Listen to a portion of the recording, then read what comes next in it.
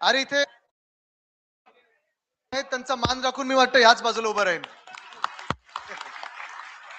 थोडे आपले बाकीचे सगळ्यांनी बसून घ्या. मागचं मोकळं करा.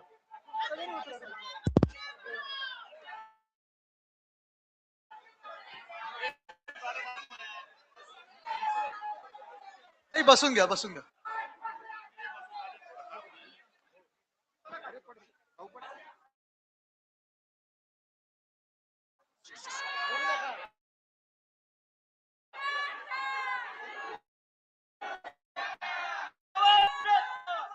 बोलू का? वेळ दुपारची झालेली आहे.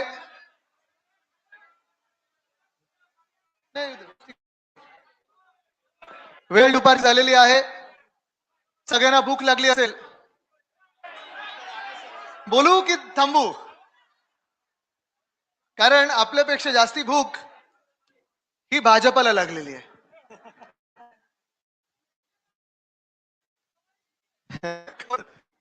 त्यांना भूक एवढीच लागलेली आहे की आपण महाराष्ट्र गिळतोय कधी आणि बिल्डरांच्या आणि कॉन्ट्रॅक्टरच्या हातात घालतोय कधी, घशात घालतोय कधी, ही भूक त्यांना लागली. आता तुम्ही मला सांगा की ही भूक त्यांना भागू द्यायची आहे, त्यांना भुकेला ठेवायचं हे ठरवायचं. ही भूक फार भयानक आहे. ही भूक जी आहे ही महाराष्ट्र संपवणारी भूक आहे. ही भूक आपण पाहत आहोत शहर संपवणारी भूक आहे आणि हीच भूक ही आपल्या देशाला मागे नेणारी भूक आहे. खरं तसं पाहिलं गेलं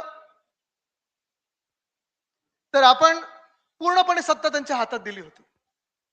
2017 तुम्हाला आठवत असेल, 2014 तुम्हाला आठवत असेल. आज इथे पदाधिकारी मेळावा सगळा जो आपला होत आहे तो ह्याच कारणामुळे होत आहे की जी स्वप्न आपल्याला दाखवली गेली होती भाजपकडून, ते एक तरी स्वप्न हे पूर्ण झाले का ह्याचं उत्तर तुम्ही मला द्या. झाले? झाले? चला पहिल्यापासून सुरू करूया आपण. 2014 काय देणार होते आपल्याला ते? अच्छे दिन. अच्छे दिन येणार आहेत असं सांगितलं होतं ना. 2014 आतापर्यंत किती वर्ष?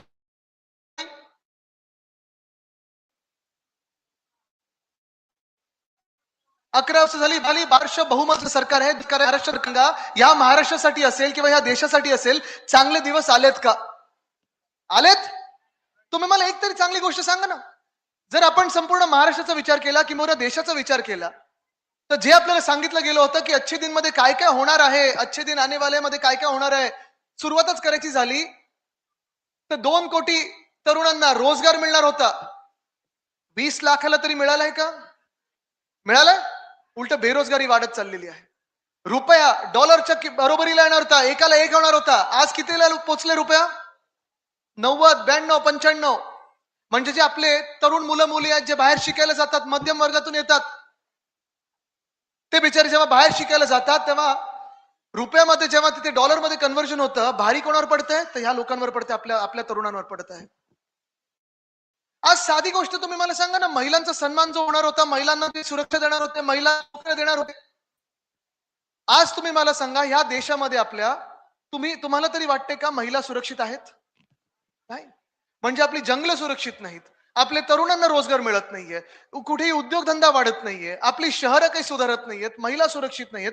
अशा सगळ्या परिस्थितीमध्ये आज जर तुमच्या दारी कोणी भाजपवाले आले तर तुम्ही त्यांना सांगा, दादांनो तुमचं 12 वर्ष ह्या देशात बहुमताचं सरकार आहे, तुम्ही एक काहीतरी गोष्ट सांगा जी चांगली केली आहे, मी तुम्हाला मत द्यायला तयार आहे.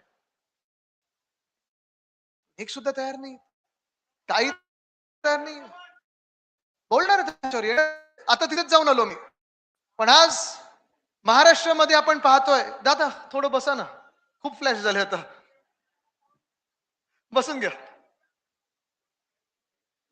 आज महाराष्ट्रामध्ये आपण पाहतोय मंत्री असतील सगळीकडे फिरत आहेत. या आत्ताच्या निवडणुकीमध्ये पैशाचा वाटप जेवढं झाला, बॅगा घेऊन फिरतायत, सगळं काही झालंय, मंत्री माजलेले आहेत, मुख्यमंत्र्यांना संवेदनशीलता नाहीये, जिथे बघतोय आपण कायदा सुव्यवस्थेच्या चिंधडे उडवलेले आहेत. आणि अशा परिस्थितीमध्ये आपल्या 29 शहरात मुंबई आलं, पुणे, ठाणे आलं, कल्याण डोंबिवली आलं, नाशिक आलं, नागपूर, सोलापूर, कोल्हापूर, वसई विरार ह्या सगळ्या शहरांनी भाजपला मतदान का करायचं, हा जर प्रश्न आपण उपस्थित केला तर हा प्रश्न गैर आहे का? नाही. आता फरक बघा, दोन पक्षांमधला फरक बघा. 16 डिसेंबरला मी मुंबईमध्ये परळी इथे डोम मध्ये कार्यक्रम घेतला होता. टीव्हीवर पाहिला का तुम्ही? पूर्ण महाराष्ट्रात पाहिला. देशभरात तो कार्यक्रम गेला होता, कारण त्याच्यात मी एकच दाखवत होतो, कोणावरही टीका केली नाही, भाजपवर टीका केली नाही, कुठच्याही पक्षावर टीका केली नाही. मी फक्त आणि फक्त मुंबई महानगरपालिकेमध्ये 1997 पासून 2022 पर्यंत शिवसेना उद्धव बाळासाहेब ठाकरे पक्षाने काय काम केलेलं आहे हे आपण दाखवलं आणि अभिमानाने सांगितलं की होय आम्ही करून दाखवलं.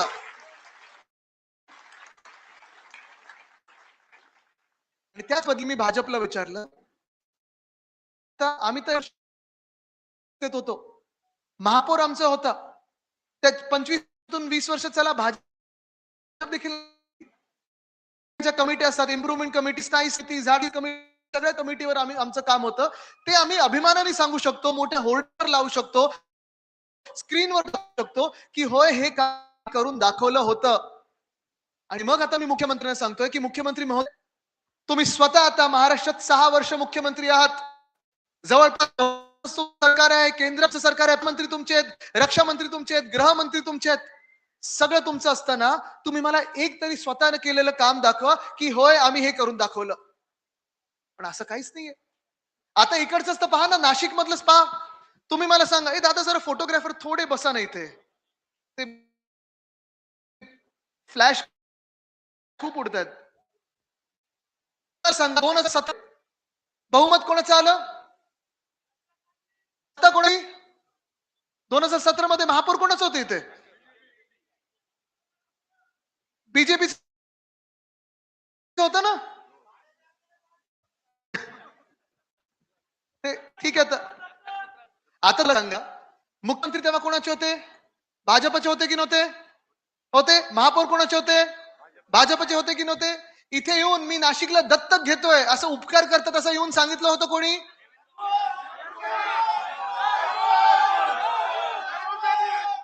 मग 2017 पासून आतापर्यंत 9 या 2026 मला सांगा, चित्र हे बदललंय की बिघडलंय? मी चुकीचं बोलत असेल तुम्ही करेक्ट करू शकता. सांगा आदित्य तुम्ही चुकीचं बोलताय, नाशिक एकदम कुठे कुठे गेलंय, वॉशिंगच्या बाजूला तर नाशिक आलेलं आहे. झालंय का असं? नाही झालंय.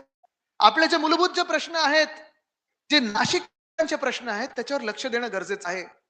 हे मी तुम्हाला का सांगतो, कारण आज आपण पक्षाचे पदाधिकारी असू, कार्यकर्ते असू, जेव्हा आपण प्रचाराला जाऊ, घरोघरी जाऊ, तेव्हा भाजप येईल आता आणि त्यांचं इकडून तिकडून जे कार्पेट बॉम्बिंग सुरू करतात ना, भलते सलत्या प्रश्नांमध्ये हात घालतील. ते भाजप जे प्रश्नांमध्ये हात घालेल ते येऊन हिंदुत्वावर बोलेल, जातीय तेढ निर्माण करेल, धार्मिक तेढ निर्माण करेल, समाजामध्ये भांडण निर्माण करण्याचा प्रयत्न करेल, भाषणमध्ये मराठी अमराठी वाद निर्माण करण्याचा प्रयत्न करेल. भाजपला तुम्ही एवढंच विचारलं पाहिजे आणि सांगितलं पाहिजे की हे सगळं बाजूला ठेवा, मुद्दे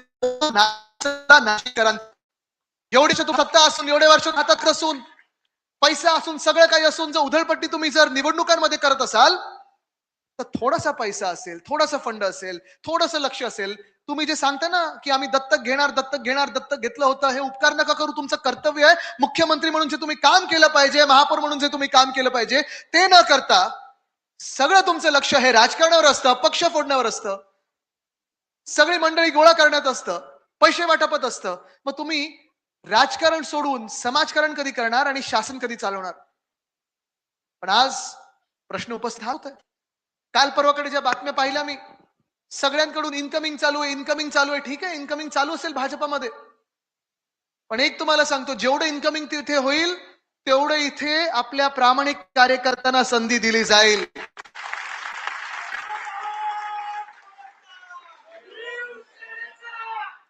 मी हे नेहमी सांगतो, जेव्हा तन मन धनची लढाई असते, धन त्यांच्याकडे आहे, पण तन आणि मन आमच्याकडे, आणि तर मनसे पण आमच्या सोबत आलेले आहे. म्हणजे दिलसे आणि मनसे दोन्ही एकत्र काम करणार आहोत. मला आपल्या काँग्रेस एनसीपी पण येईल, कम्युनिस्ट आलेलेच आहेत. म्हणजे तुम्ही बघा, एका बाजूला सगळे आपण नाशिककर म्हणून एकत्र आलेलो आहे. आपली जी काही छोटे मोठे वाद असतील, भांडण असतील, हे सगळं बाजूला ठेवून आपण महाराष्ट्रासाठी एकत्र आलोय, नाशिकसाठी एकत्र आलेलो आहे.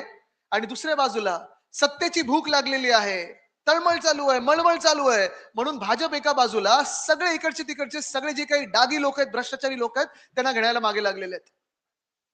Washing machine, washing powder, Nirma.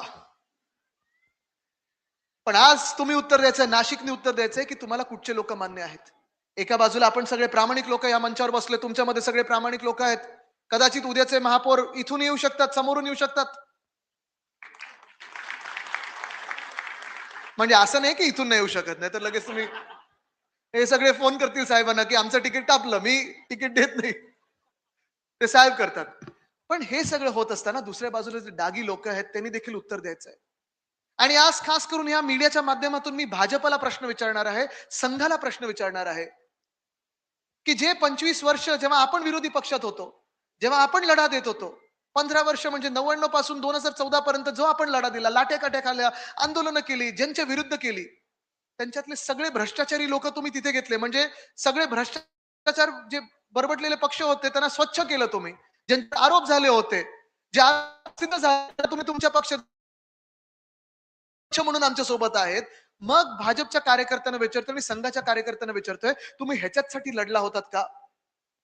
आज भाजपामध्ये हे सगळीकडे होते, मुंबईत असेल, पुण्यात असेल, नाशिकमध्ये असेल, ठाण्यात असेल, जिथे जिथे इन्कमिंग झालेलं आहे, तुम्ही साधा प्रश्न त्यांच्या स्थानिक आमदार किंवा खासदारांना विचारा की तुम्हाला विचारून घेतलं का पक्षामध्ये? बरं, त्यांच्यासाठी जे लढत होते, त्यांचे जे कार्यकर्ते होते, जर हेच सगळे डागी लोक तुमच्यामध्ये घेतले, तर ह्या कार्यकर्त्यांना, तुमच्या कार्यकर्त्यांना कधी तिकीट मिळणार आहेत? हा प्रश्न राहतोच. आज प्रश्न करण्याचे, उपस्थित करण्याचे खूप आहेत. पण आज जो तपोवनचा तुम्ही विषय घेतलेला आहे, तो तपोवनचा देखील विषय आता तिथेच थोडी धूळ आत गेली घशात.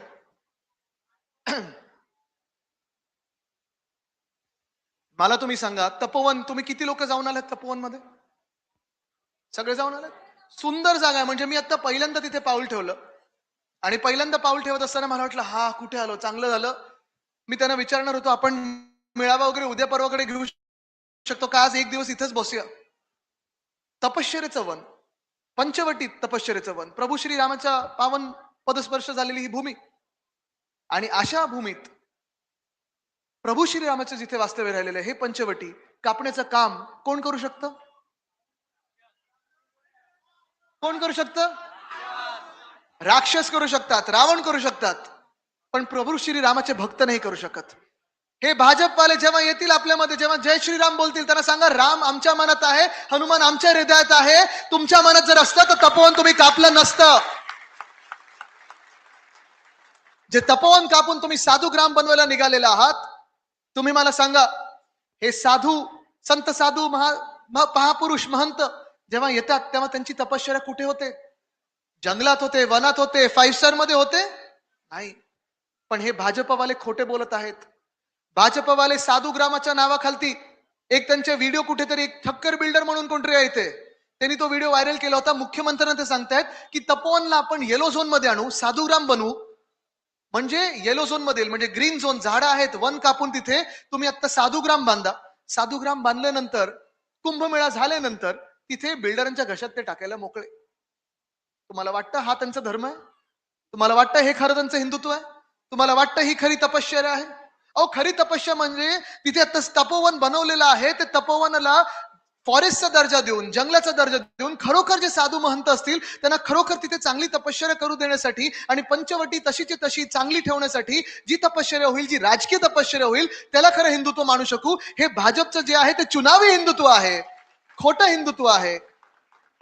आणि भाजप जी आहे ते रामराज्य नाही, रावण राज्य आणू इच्छित आहे, म्हणून हे सगळं चाललेलं आहे.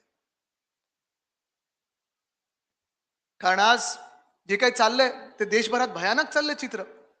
आरावलीमध्ये जो मी पाहताय, डोंगर कापायला निघालेत, मायनिंग करायला निघालेत, तपोवन इथे नष्ट करायला निघालेत, नाशिकमध्ये, नागपूरमध्ये अग्निवन तोडायला निघालेले आहेत. एका बाजूला हे सगळे भारतीय जनता पक्ष नाही तर बिल्डर जनता पार्टी म्हणून ते एकत्र आलेले आहेत. आपण सगळे नाशिककर म्हणून एकत्र आलेलो आहे. तुम्ही ठरवायचंय जिंकवायचं कोणाला आहे. आज इथे खूप मोठ्या संख्येत महिला उपस्थित आहेत. वाटतं तिथे पण आहेत, कॅमेराच्या मागे पण बसलेत. जवळपास 60% महिला आहेत तिथे. इथे आहेत, इथे आहेत, पलीकडच्या शेडमध्ये बसलेले आहेत. आज तुम्हाला विचारत आहे मी महिला म्हणून जे काही चाललेलं आहे, जे शहराचं विद्रुपीकरण चाललेलं आहे, महिला म्हणून जे शहरात गुन्हेगारी वाढत चालली आहे, जे तुम्ही पाहताय रस्त्यावर रस्ते कुठेही नाही वाढत चालली. किती मतदार होते कुलदीप सेंगार, त्यांच्यावर गुन्हा दाखल झाला, चौकशी झाली आणि त्यांना गुन्हेगार ठरवलं गेलं. नुसतं अक्यूज नाही तर कॉन्व्हिक्ट गिल्टी ठरवलं गेलं की ह्यांनीच रेप केला. त्या मुलीने देखील सांगितलं की होय ह्यांनीच रेप केला, त्याच्यानंतर गँगरेप केला. त्याला जेलची शिक्षा झाली, जन्मठेप झाली. पण भाजपचा आमदार होता म्हणून ज्या माणसाला फासावर चढवायला पाहिजे होतं, त्या माणसाला परवा बेल मिळालेली आहे. तर ह्या माणसाने फक्त म्हणजे रेप केला, कोणाचा बलात्कार केला तर फासावर चढवलंच पाहिजे. पण तेवढंच नाही केलं तर वडिलांना त्यांनी ज्युडिशियल कस्टडीमध्ये मारून टाकलं. त्याच मुलीच्या वडिलांना. त्या मुलीच्या परिवाराला एका गाडीचा ऍक्सिडेंट घडवून आणला आणि त्या परिवाराला मारून टाकलं. परवाकडे तिची आई आणि ती बिचारी जेव्हा ह्याला बेल मिळाली, ह्या घाणेरड्या राक्षसाला ज्याला फाशीवर चढवायला पाहिजे होती, बेल मिळाली, तेव्हा भाजपचे लोक जाऊन त्याला हार घालत होते, हार तुरे घालत होते, त्याची ओवाळणी करत होते. आणि हिची आई आणि ही जेव्हा बिचारी रस्त्यावर आंदोलन करायला आली, तेव्हा पोलिसांनी उचलून हिना फेकून दिला आत. असं सरकार तुम्हाला भाजपचं मान्य आहे का? हे जंगलराजच झालं. म्हणजे ते जे बोलतात ना जंगलराज बिहारमध्ये होतं, बिहारमध्ये होतं, तसं नाहीये. भाजपाच्याच राज्यात जंगलराज होतं. बिल्किस बानो सोबत काय झालं? तिच्या 3 वर्षाच्या मुलाला डोळ्यासमोर चिडवलं होतं, तिच्या परिवाराला मारून टाकलं होतं आणि तिच्या देखील बलात्काराला जेव्हा तो जेलमधून बाहेर आला, त्याला हार घातले, तुरे घातले. असे हे भाजपवाले हे महिलांना मान्य आहेत का? म्हणजे लाडकी बहीण मधून मध्ये मुख्यमंत्री चिडले होते अधिवेशन मी पाहिलं की तुम्ही लाडकी बहीणवर सतत बोलू नका, लाडकी बहीणवर सतत बोलू नका. ओ लाडकी बहीणवर बोलणार आम्ही, कारण तुम्ही पहिलं तर सांगितलं होतं लाडकी बहीण मध्ये की 2100 रुपये 2100 रुपये आम्ही देऊ. सांगितलं होतं की नव्हतं? म्हणजे तुम्ही तिथे तर खोटं बोललाच. पण ज्या तुम्ही लाडक्या बहिणी म्हणून फसवतात ज्या बहिणींना, त्यांची सुरक्षा तरी तुम्ही कायम ठेवा.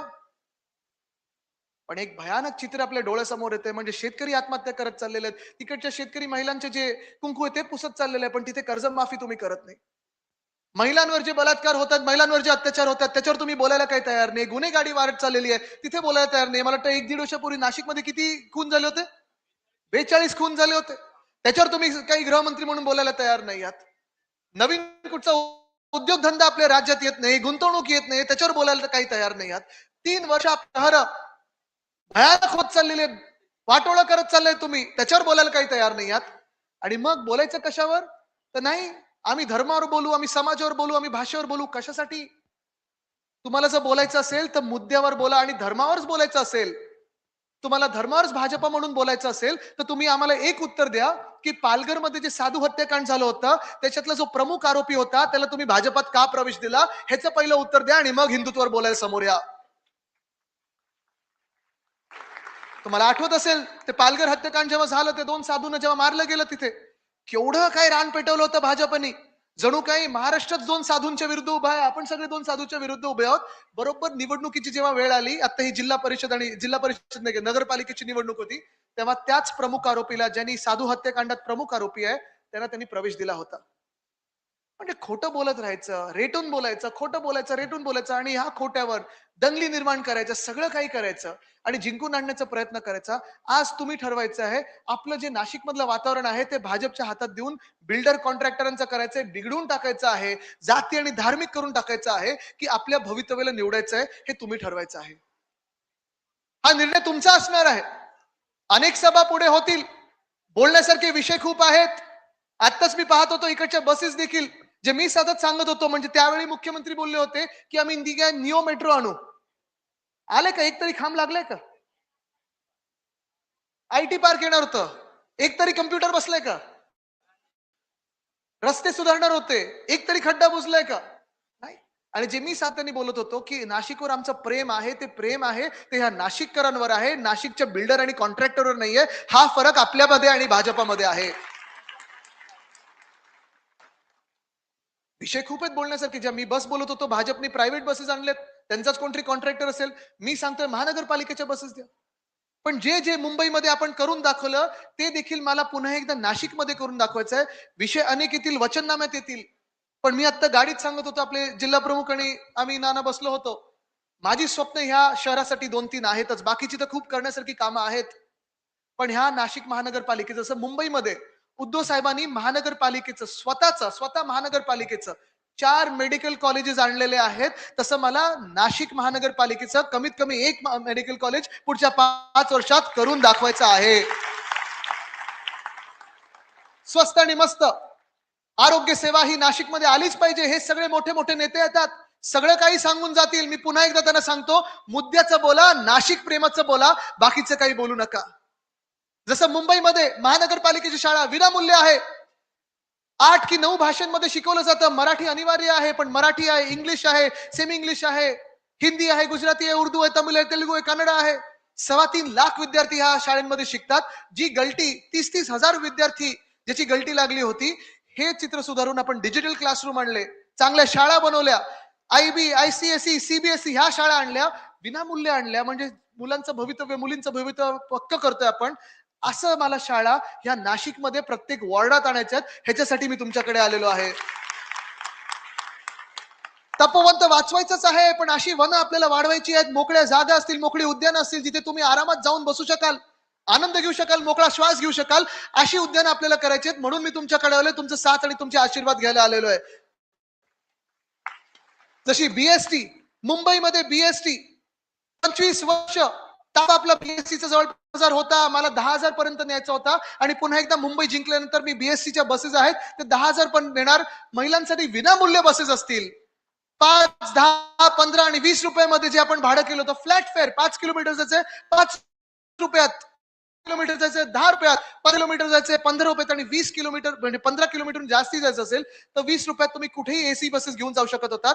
अशी बस सेवा आहे नाशिकमध्ये, ती मला आणायची आहे. ह्याच्यासाठी मी तुमच्याकडे आलोय. तुम्ही आशीर्वाद मला देणार की नाही?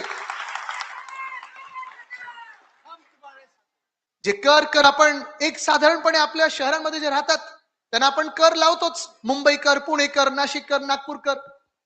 भाजपाने बरोबर तो कर बघितलेला आहे. कर वाढवत चाललेत, पण मुंबई, पुणे, नाशिक, ठाणे सुधारत नाहीत, नुसतं कर वाढवत असतात. पण खासदार साहेब, आपल्याला शहरातले कर आटोक्यात आणायचे आहेत आणि शहर चांगलं करायचं आहे. ह्याच्यासाठी मी इथे आलेलो आहे. तुम्ही मला आशीर्वाद देणार की नाही?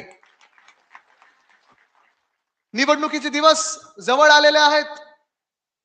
परिवर्तन आपण घडवणार म्हणजे घडवणार, हे ठरलेलं आहेच आपलं. पण 2-3 साधे प्रश्न आहेत मला. तुम्ही मला सांगा, जर आपल्याला परिवर्तन घडवायचं असेल आणि चांगलं शासन, चांगलं सरकार आपल्याला या शहरात आणायचं असेल, तर परिवर्तनाचा दिवस कुठचा असेल? इथे वेगळी नाहीये ना. जानेवारीला मतदान कधी आहे आणि विजयाचा दिवस कधी आहे? बरं, हे सगळं होत असताना, बसून घ्या, कोणी उठू नका. हे सगळं होत असताना आपलं चिन्ह परिवर्तनाचं असणं आहे. जरा मशालवरती ज्यांच्या हातात आहे करून दाखवा, आणि हे हात मशाल पकडणार आहेत ते पण जरा वरती करून दाखवा. ही ताकद बघा, ही मशालीची ताकद आहे. आणि लवकरच जी गोड बातमी तुम्हाला युतीची ऐकायची आहे ती देखील आपण ऐकवणार आहोत. अंतिम टप्प्यात आहे. मला वाटतं पुढच्या 24 तासात मशाल असेल, इंजिन असेल, हात असेल, तुतारी असेल, हे सगळे चिन्ह जी आपली असतील ती घरोघरी पोहोचल्याशिवाय थांबायची नाहीत. कारण 2 भाऊ एकत्र आलेले आहेत, 2 ताकदी एकत्र आलेल्या आहेत. पण ही ताकद जेव्हा जनतेची एकत्र येईल, तेव्हा भाजपला जे रावणाचं राज्य नाशिकमध्ये आणायचं आहे, पंचवटीमध्ये आणायचं आहे, तपोवनमध्ये आणायचं आहे, ते पळवून लावून पुन्हा एकदा आपल्याला प्रभू श्रीरामाचं राज्य इथे आणायचं आहे. तयार आहात? तयार आहात? तयार आहात? जिंकायला तयार आहात? पुढच्या लढाईला तयार आहात? कारण आश्वासनं ही खूप दिली जातील. इथे इच्छुक आहेत मला माहिती आहे, पण इच्छुकांनी पण ठरवायचं आहे, आश्वासनाला बळी पडायचं आहे की प्रामाणिकपणे सोबत राहायचंय. ठरवलं का तुम्ही? इथे मध्ये देखील भाजपा पैशाचं वाटप करेल, पैशाचा पूर आणेल, पण हे 2 दिवसाचे पैसे वाटणार आणि पुढचे 5 वर्ष अंधारात घालवणार. तुम्ही ठरवायचंय कोणाला तुम्ही मतदान करणार आहात. कार्यकर्ते म्हणून, पदाधिकारी म्हणून तुम्ही ठरवायचं आहे. त्यांना ताकद दाखवायची आहे की नाही, त्यांना हक्क करायचंय नाही, आणि आपलं महापौर बसवायचंय की नाही. नाशिकवर प्रेम करणारा महापौर पाहिजे की दिल्ली समोर झुकणारा महापौर पाहिजे, हे तुम्ही ठरवायचंय. आणि जर ठरवलं असालच तर आजपासून घरोघरी जाऊन प्रचार करा. दिवस फार कमी आहेत. परिवर्तन घडवायचं असेल तर प्रत्येक दिवस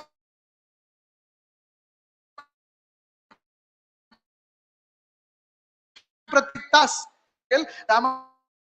महाराष्ट्र वंदे मातरम.